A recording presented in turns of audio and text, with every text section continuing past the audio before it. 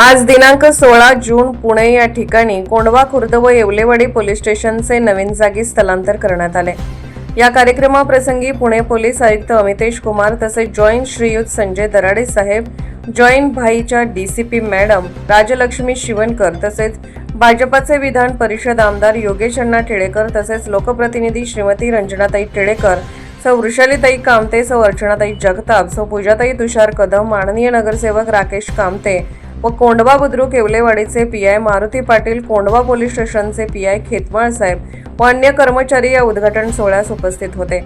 तसेच येवलेवाडी टिळेकर नगर कोंढवा बुद्रुक मधले सर्व ज्येष्ठ नागरिक व ग्रामस्थ उपस्थित होते। यावेळी पुणे पोलीस आयुक्त यांनी पुणे हे देशातील आणि राज्यातील सुरक्षित व शांत शहरापैकी एक असून काही घटनांच्या आधारे गुन्हेगारी वाढल्याचा चुकीचा समज निर्माण केला जात असल्याचे पुणे पोलीस आयुक्त अमितेश कुमार यांनी सांगितले। येवलेवाडी पोलीस ठाण्याच्या तात्पुरत्या सुसज्ज इमारतीच्या उद्घाटनावेळी ते बोलत होते। राज्य शासनाने पुणे शहरासाठी 12 नवीन पोलीस ठाण्यांना मंजुरी दिली असून कायदा व सुव्यवस्था अधिक बळकट करण्यासाठी 800 नव्या पोलीस कर्मचाऱ्यांची भरती करण्यात आल्याची माहिती त्यांनी दिली। तसेच ड्रग्ज विरोधी कारवाई, रात्री 10 नंतर अनधिकृत आस्थापनांवर कारवाई आणि आपत्कालीन 112 सेवेला जलद प्रतिसाद देण्यासाठी पोलीस दल प्रयत्नशील असल्याचेही त्यांनी स्पष्ट केले। वाढत्या लोकसंख्येमुळे गुन्हेगारीचे स्वरूप बदलत आहे।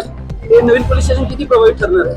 100% राज्य शासनाने मागचे 2 वर्षात शहरात 12 नवीन पोलीस स्टेशन दिले होते। जिथे जिथे गरज होती, ज्या प्रस्ताव आम्ही पाठवले होते त्यांना मान्य करून त्यांनी दिले होते। येवलेवाडी परिसरात अत्यंत गरजेचे होत आहे पोलीस स्टेशन, कारण जे कोंढवा पोलीस स्टेशन मध्ये पूर्वी या परिसर असायचे त्याचे क्राईम अत्यंत मोठ्या प्रमाणात असायचे। त्याचे तपासामध्ये जितके गरज आहे तितके अटेन्शन तिथे देणे शक्य होत नव्हता। आता नवीन पोलीस स्टेशन स्थापित सँक्शन झाली। माननीय आमदार साहेब आणि त्यांची टीमने एक नवीन वास्तू आम्हाला करून देणार आहे आणि टेम्पररी आज हे स्थलांतर या परिसरात झालेली आहे। 100% या परिसराचे लोकांची अपेक्षा पूर्ण करण्यासाठी पोलीस दल आणखी प्रभावशाली, आणखी कार्यक्षमतेने काम करतील याचे मला पूर्ण विश्वास आहे।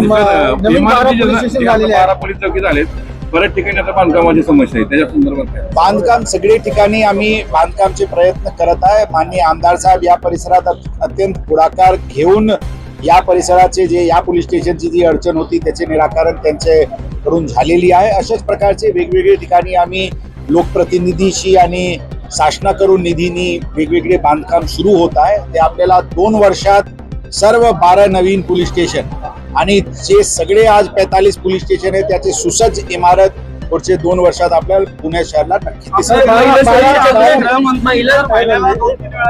पुण्यामध्ये आपले गृहमंत्री जे आहेत देवेंद्रजी फडणवीस दर महिन्याला 2-3 वेळा तरी पुण्यामध्ये असतात। या ज्या आस्थापनांच्या बिल्डिंगा होण्यासाठी आपण त्यांच्याकडे काय पाठपुरावा केला?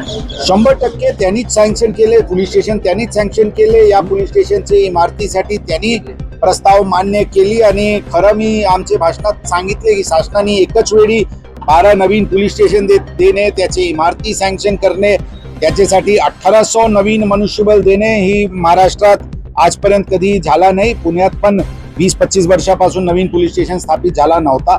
हे प्रथम वेळी आहे आणि त्याचे परिणाम जे लोक आमचे मेगा भरती आता पोलीसची झाली 3 महिन्यापूर्वी आमचे कर्मचारी ट्रेनिंगला गेलेले आहेत, ते 6-7 महिन्यात परत येतील ट्रेनिंग करून आणि आणखी जोरात आम्ही शहरात कायदा सुव्यवस्था बाधित करण्यासाठी प्रयत्न करू। पुण्यात जड वाहनांना बंदी आहे, तरी मोठ्या प्रमाणात जड